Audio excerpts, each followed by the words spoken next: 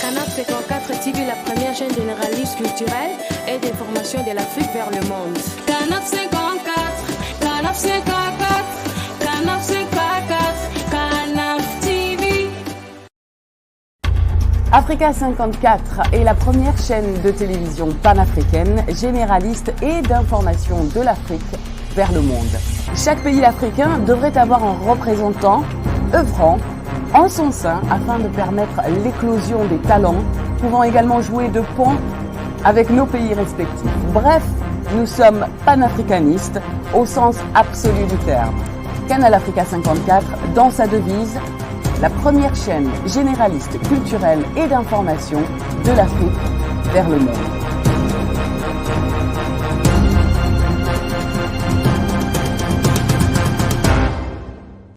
Canal Africa 54 will give to Africans and Afro-Caribbean what they have long been waiting for, expression of their own voice alongside the Western media and elsewhere in the globe.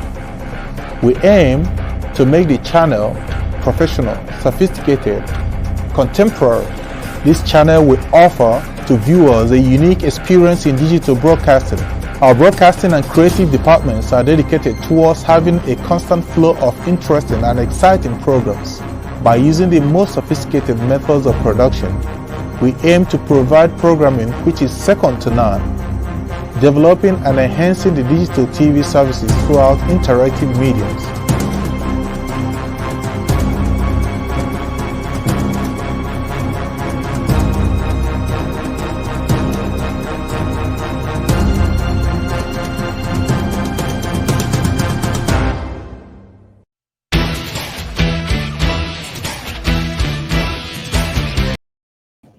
Bonjour et bienvenue à notre émission Le Grand Dialogue qui commence ce lundi 25 avril 2022. C'est avec plaisir que nous allons faire cet entretien, le Grand Dialogue, avec un invité qui se trouve en Guinée, Guinée-Conakry, pour bien le préciser. Il s'agit de M. Alpha Oumar Bari. Il est activiste également, il est sociologue. Et il est en tout cas activiste dans les milieux panafricanistes de Guinée. Monsieur Alpha Oumar, bonjour. Bonjour. C'est avec plaisir que nous sommes en duplex avec vous pour parler d'un sujet que vous avez proposé à nos antennes pour en parler. Il s'agit du panafricanisme. Nous l'avons intitulé ainsi, Panafricanisme pour la libération de l'Afrique. D'abord, pour commencer, nous aimerions, en tout cas pour l'intérêt de tous nos téléspectateurs, à nous dire qui êtes-vous en Guinée. Bonjour l'Afrique, bonjour le monde, mes interminables salutations à tous. Je suis Alpha Oumar Bari, activiste panafricaniste de la société civile guinéenne, actuellement président de l'ONG Jeunesse panafricaine de Guinée et le représentant de la Ligue de défense noire africaine en Guinée, et membre de plusieurs organisations internationales et nationales. Alors, le sujet tel qu'il est proposé aujourd'hui, le panafricanisme pour la libération de l'Afrique. D'abord, le panafricanisme, c'est quoi pour vous? Ok, le panafricanisme, ici par définition, c'est un mouvement philosophique, politique, culturel visant à l'unification, à la protection de la dignité et de la souveraineté totale du peuple africain et des États africains.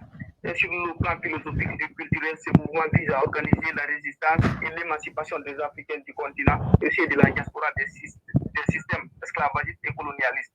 Dans son volet politique et économique, cette idéologie promet la souveraineté des États africains comme un impératif majeur à l'unité politique et économique de l'Afrique. Et de quelle manière pensez-vous orienter ce concept du panafricanisme vers la libération? Parce que la libération ici, c'est un vaste concept. Libérer l'Afrique de quoi et par qui et de quelle manière? Ok, il est à noter que Harry Sylvestre William, Marcus Garvey, en passant par William Dubois, les Thomas Sankara, les Kwame Nkrumah, Cheikh Anta Diop, Patrice Lumumba, les Sékou Touré, les Nyombe, Modibo Keïta et mille d'autres figures anonymes sont partis. Ils ont mené le combat de leur vie au nom du ciel idéal qui comptait à leurs yeux. Le salut de l'Afrique, sa concrétisation en tant qu'idéal qui comptait à leurs yeux, entité défédérée, autonome, autosuffisante, épanouie culturellement, politiquement et économiquement libre. Ce combat, ils l'ont tous mené d'arrache-pied, de nuit comme de jour, sans réfléchir, sans calcul mesquin, sans lâcheté ni trahison. Ils ont assuré leur posture de révolutionnaires. Ils bousculaient l'impérialisme, le néocolonialisme, affrontaient les lobbies, les sociétés secrètes, subissent des brimades, des vexations, les intimidations et pour certains des assassinats. Mais ils ont resté dignes, humbles, persévérants et sincères dans leur lutte, leur combat épique altruiste par la dignité retrouvée du continent et de l'homme noir. Alors maintenant, ils sont partis tragiquement. Oui. Ils ont subi hein, ces personnages historiques que vous venez d'évoquer ont subi quand même des châtiments qui les ont entraînés à la disparition physique, à leur disparition physique. Est-ce que pensez-vous que c'est la même stratégie qu'il faille garder pour libérer d'abord l'Afrique? Vous n'avez pas encore répondu à la question. Sur quel aspect voudriez-vous vraiment que l'Afrique soit libérée? À quoi pensez-vous cette libération? Cette libération passera par l'éveil des consciences, parce qu'il n'y a pas de véritable développement sans éveil des consciences. C'est impossible. Donc nous allons nous inspirer de ce qu'ils ont fait, corriger les erreurs antérieures et maintenant faire ce qui est de nouveau pour libérer le continent. En luttant de corps et âme, oncle Bec, en menant des stratégies vraiment qui sera soutenable par toute la jeunesse africaine. Vous dites libérer le continent africain. Alors, libérer le continent de quel malaise, de quelle maladie, de quelle situation pour laquelle pensez-vous que l'Afrique doit être libérée? De quoi souffre-t-elle l'Afrique? Aujourd'hui, vous n'êtes pas sans savoir que l'Afrique a subi toutes les formes de colonisation, la traite négrière, l'esclavage, le néocolonialisme. Donc, il faut qu'aujourd'hui, nous, Africains, mettons fin à cette tragédie que nos peuples subissent depuis fort longtemps.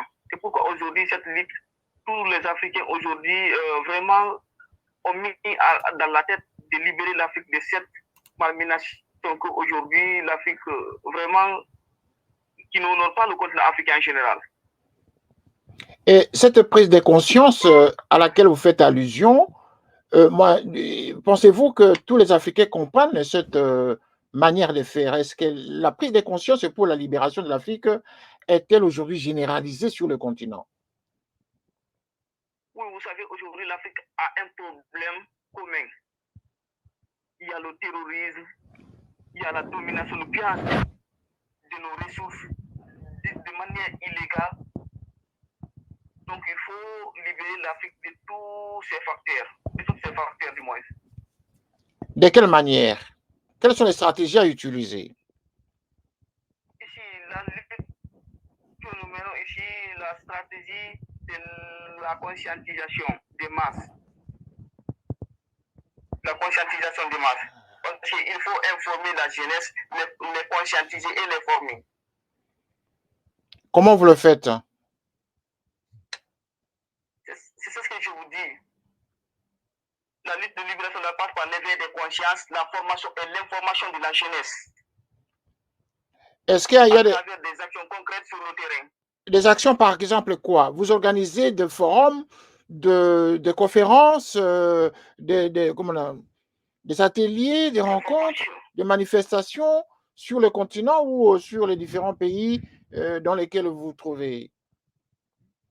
Nous organisons des manifestations, des formations, des colloques, des conférences, débats partout dans le monde.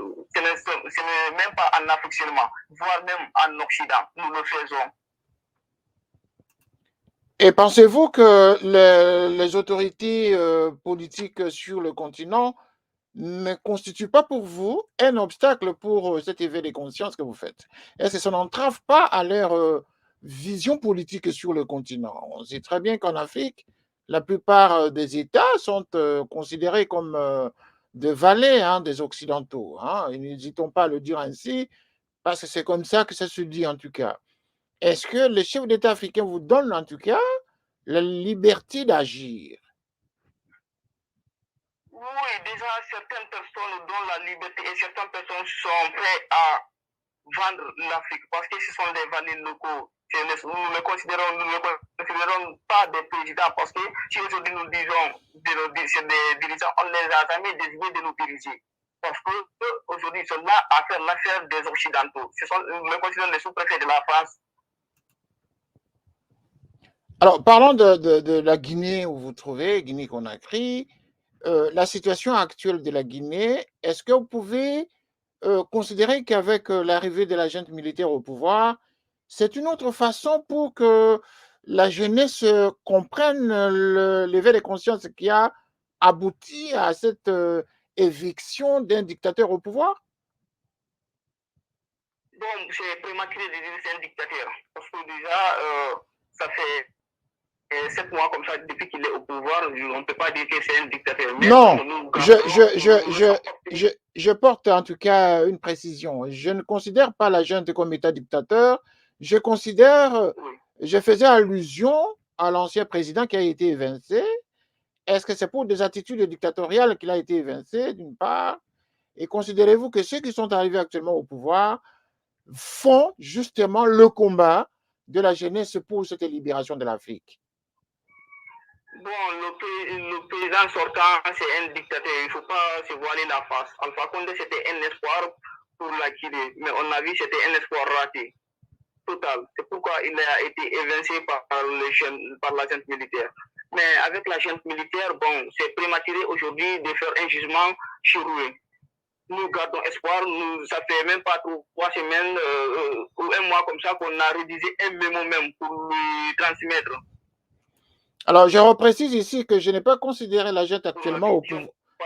Oui, attendez, je vais préciser. Hein, je n'ai pas considéré la junte militaire actuelle des dictateurs.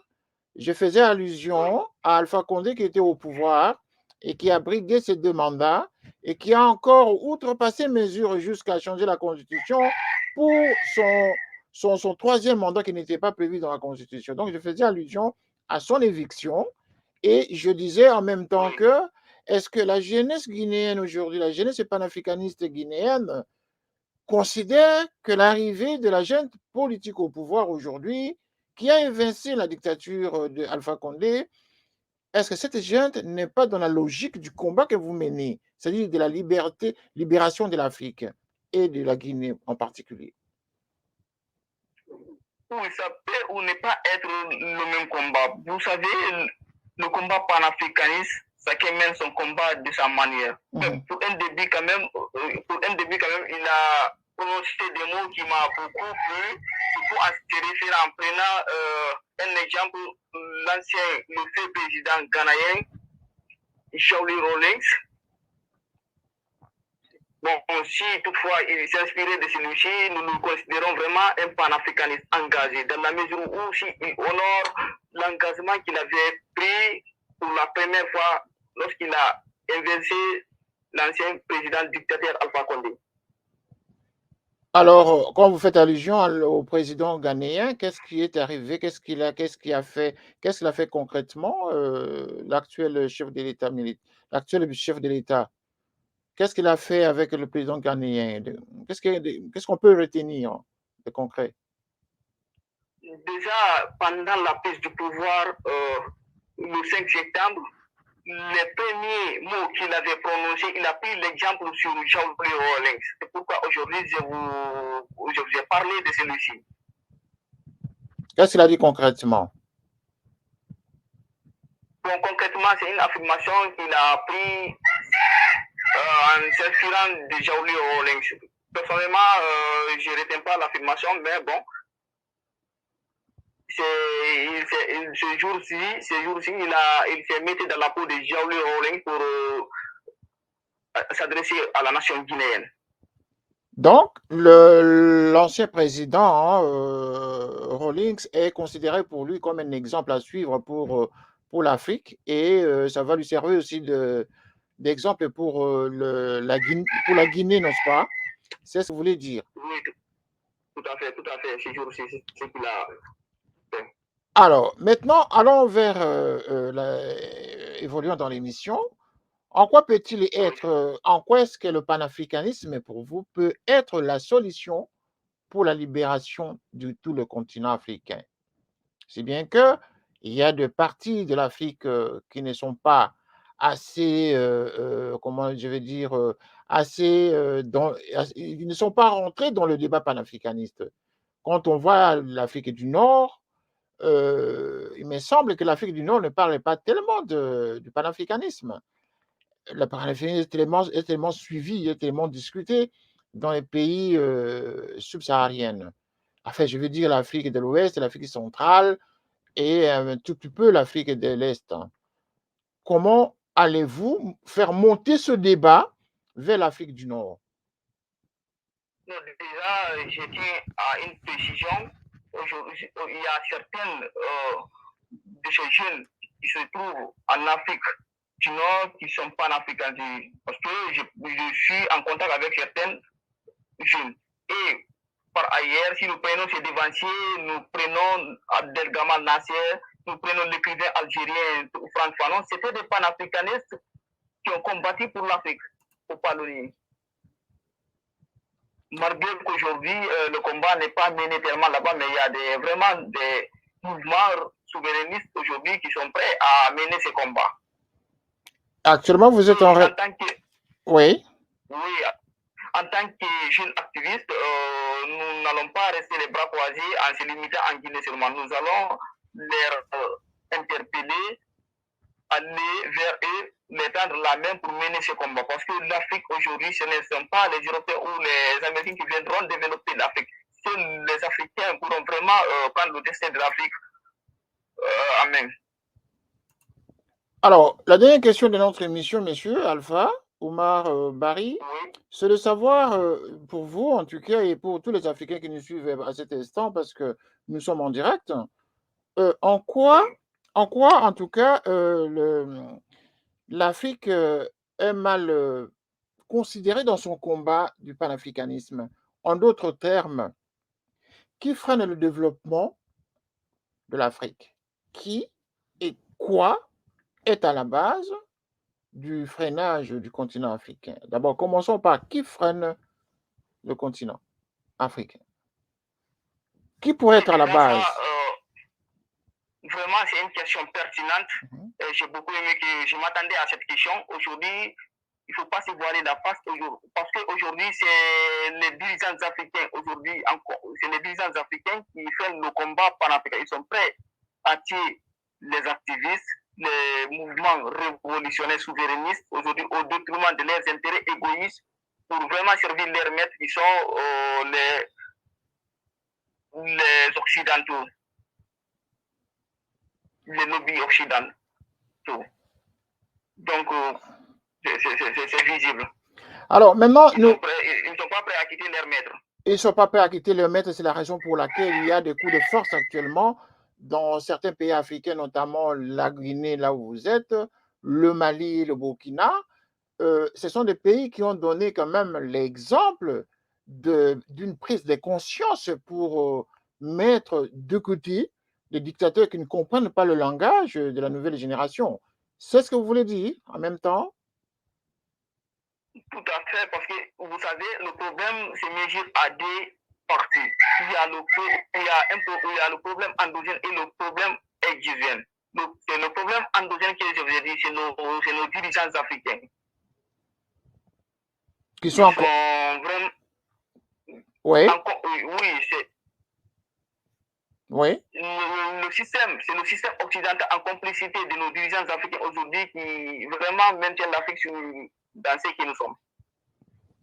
Alors maintenant, comment pensez-vous finalement que les dirigeants africains que vous confrontez au quotidien puissent arriver à comprendre le langage de la nouvelle génération, le langage des jeunes? Déjà, aujourd'hui, les jeunes ont compris. Les jeunes ont compris. Il y a un lavage de cerveau actuellement en Afrique. Parce que au moment de nos anciens devanciers en ces temps, la jeunesse n'était pas vraiment du tout consciente. Mais actuellement, il y a une prise de conscience. Aujourd'hui, vous verrez en Afrique un jeune qui fait la 10e ou la 9e aujourd'hui, qui comprend vraiment les enjeux qui se posent en Afrique. Ça, c'est un atout. Et aujourd'hui, nous voyons dans tous les pays africains aujourd'hui des mouvements qui sont un mouvement révolutionnaire qui est représenté dans toute l'Afrique. C'est un atout. Et aujourd'hui aussi, vous verrez en Occident, aujourd'hui, les Africains qui manifestent pour la libération de l'Afrique. Je dirais, tout ça, sont des atouts aujourd'hui qui pourront permettre à l'Afrique de se développer, de se libérer vraiment du joug colonial. Alors, maintenant, nous allons terminer notre émission. Je vais vous poser des questions simples. Enfin, je vais dire des questions relatives aux personnages du continent. Que représente le président Sankara pour vous et tous ces leaders africains, comme vous l'avez cité tout au début de l'émission, Sékou Touré, par exemple, que je vois sur votre photo, que représente d'abord Sékou Touré et Thomas Sankara pour vous, ainsi que Patrice Emery Lumumba? Sékou Touré, c'est le symbole de la dignité. Thomas Sankara, c'est un homme qui était en avance par rapport à ses idées. Patrice Lumumba, c'est mon idole. Ce sont des personnes qui étaient vraiment, qui sont prêts, qui ont combattu corps et âme, ongle et bec pour la libération totale de l'Afrique. C'est pourquoi le combat que nous menons, nous inscrivons dans les peaux pour mener le combat. Et les autres dirigeants africains que vous côtoyez au quotidien, font-ils allusion à ces héros africains? Ceux que vous côtoyez, avec lesquels vous faites des discussions sur le changement du continent, ne se servent-ils pas de ces héros que vous veniez de citer? Ne prennent-ils pas l'exemple de ces derniers? Vous savez, ici, c'est une question vraiment de choix, une question de mentalité. Vous savez, il y a des personnes aujourd'hui qui sont prêtes vraiment à vendre l'Afrique. Comme le président que vous faites allusion, si nous prenons Alpha Condé, si nous prenons le président camerounais et le président sortant du Burkina Faso, si nous prenons Alassane Ouattara, celui du Sénégal, Macky Sall, ce sont des présidents vraiment qui n'inspirent pas, qui n'honorent pas l'Afrique. Ce sont des présidents qui sont là à faire le service de leur maître. C'est les sous-préfets de la France, pour moi, je les appelle. Alors, quel est le souhait que vous pourriez émettre par rapport à ces derniers, ceux que vous venez de citer? Pensez-vous que l'exemple du Mali ou du Burkina ou de la Guinée peuvent être servis dans ces pays que vous venez de citer pour en finir avec toutes ces dictatures? Pensez-vous que la stratégie ou les méthodes maliennes, burkinabées et guinéennes peuvent être le seul moyen pour en finir avec tous ces classiques de l'histoire de la dictature africaine? Vous savez, je ne dirais pas que c'est le seul moyen, mais il y a plusieurs manières de les faire dégager du pouvoir. Il y a plusieurs moyens. Mais comme c'est le moyen, par exemple, ces pays-là ont adopté, nous dirons que c'est un bon moyen, mais il y a beaucoup de moyens pour les gens. Parce qu'aujourd'hui, si la jeunesse est organisée partout en Afrique, vraiment, ces présidents-là ne dureront pas. Ils ne feront même pas 2 semaines au pouvoir. Si toute l'Afrique se lève en un seul mot, ils vont quitter. Ils vont quitter. Ouais. Eh bien voilà, ils vont quitter. Espérons que le combat que vous êtes en train de mener soit entendu par la majorité des Africains. La génération actuelle, enfin, je veux dire, les jeunes du Burkina ont montré l'exemple à plusieurs reprises, en tout cas avec les changements politiques qui sont arrivés dans ce pays-là, à partir de Blaise Compaoré, qui a été chassé du pouvoir justement par la force populaire. la force de la jeunesse, et qui, Kaboré est arrivé, mais qui finalement va connaître un autre sort, justement par une junte militaire qui va l'évincer de force. Le Burkina, c'est un bon exemple justement de changement et de la prise de conscience des jeunes. En passant par le Mali, on a connu encore deux autres coups de force, justement, qui étaient légitimes en tout cas, un coup de force compréhensible, parce qu'il fallait en finir avec les incertitudes dans le pays. Enfin, la Guinée, également, où vous êtes, un coup de force qui a évincé celui qui voulait s'éterniser au pouvoir. Nous allons terminer notre émission, Monsieur Alpha Oumar. Avez-vous un dernier mot? Vous savez, l'Afrique a un problème de leadership. Il faut élire des présidents panafricanistes à la tête de nos États. Tant que nous n'aurons pas de présidents panafricanistes, nous serons au point de départ. Et je tiens à rappeler aujourd'hui, mes frères et sœurs, tant que nous ne serons pas unis, et chacun ne changera qu'à soi. Vous n'aurez rien à expliquer. Que souffrance et pauvreté, pillage et l'oppression. C'est pourquoi nous devons nous unir pour une Afrique meilleure, prospère, non divisée et non exploitée. J'appelle à l'unité africaine. Seule l'union peut nous permettre de faire face aux obstacles que nous sommes confrontés. J'appelle à une fédération de pays africains, à une fédération de jeunes conscients de la situation actuelle de l'Afrique. Notre cher continent, berceau de l'humanité, est tombé dans la main de ceux qui n'ont aucun amour pour ce continent, qui s'associent avec des impérialistes pour tuer le continent et détruire l'avenir de la jeunesse africaine. Il est temps que cela s'arrête. C'est pourquoi aujourd'hui nous demandons un engagement sincère des 10 fils de l'Afrique pour lutter et dénoncer et conscientiser le peuple pour que le morcellement et la division de nos pays s'arrêtent. C'est le moment de se lever, de chasser ces impérialistes qui présentent à travers leurs forces étrangères le terrorisme dans nos pays pour nous tuer avec la complicité de nos dirigeants à partir qui sont prêts à faire le pacte avec le diable pour le pouvoir. C'est le peuple qui décide, c'est le peuple qui décide. Vous disiez, c'est pour pouvoir au peuple. J'appelle main dans la main pour sortir l'Afrique dans la main des mafias qui ne cessent depuis plus fort longtemps 400 ans d'exploitation et d'esclavagisme. Il ne faut pas l'oublier. Et qui jusqu'à présent exploite, divise, trahissent, qui domine et malmène sans relâche le peuple avec l'assistance de nos dirigeants. C'est le moment de foutre ces dirigeants à la porte de nos États afin d'élire des vrais leaders panafricains qui auront le courage et la force de mettre fin à cette domination.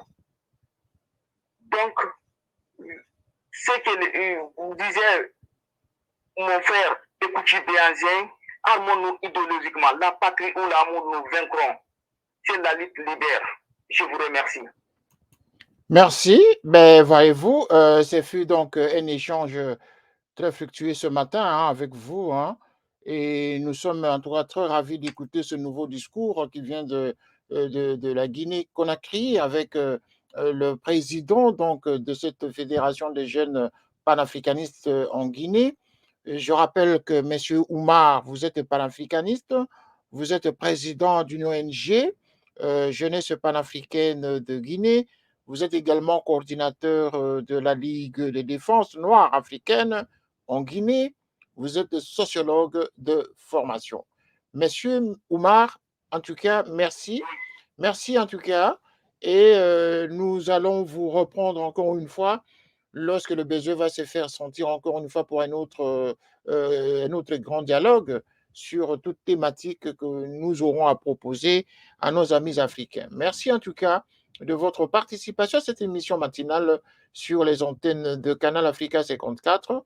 Merci et à très bientôt chez vous. Au revoir. C'est un plaisir pour moi. Merci. Merci beaucoup. À vous, chers amis téléspectateurs, merci de nous avoir suivis. Vous avez entendu le cri lancé par un Africain, un jeune justement, qui se bat au quotidien pour changer les affaires, la politique dans son pays, changer également les conditions socio-économiques du continent. Cet appel qu'il lance, c'est un appel comme tant d'autres qui sont lancés par les différentes associations et groupements des jeunes sur le continent africain. Vous êtes tous donc appelés et invités à participer à ces grands dialogues tous les jours, car cette antenne ne vous appartient. Merci de nous avoir suivis chez vous et à très bientôt pour une nouvelle édition de votre émission Le Grand Dialogue, qui est donc diffusée chaque matin à partir de nos studios de Londres. Merci en tout cas, messieurs, et nous vous convions justement à revenir prochainement pour une nouvelle édition spéciale que nous allons organiser très bientôt pour l'intérêt justement de nos téléspectateurs, pour l'éveil des consciences sur les continents.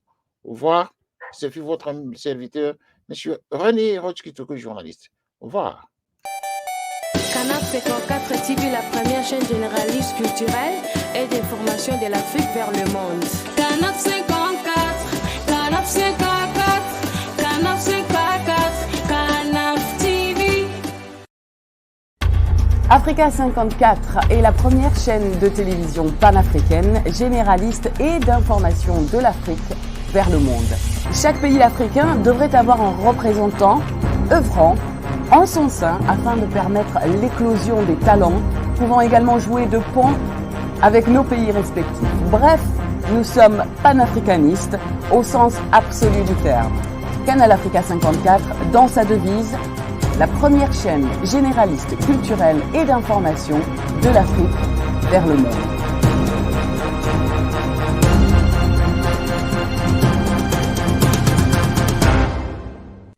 Canal Africa 54 will give to Africans and Afro-Caribbean what they have long been waiting for, expression of their own voice alongside the Western media and elsewhere in the globe. We aim to make the channel professional, sophisticated, contemporary. This channel will offer to viewers a unique experience in digital broadcasting. Our broadcasting and creative departments are dedicated towards having a constant flow of interesting and exciting programs. By using the most sophisticated methods of production, we aim to provide programming which is second to none, developing and enhancing the digital TV services throughout interactive mediums.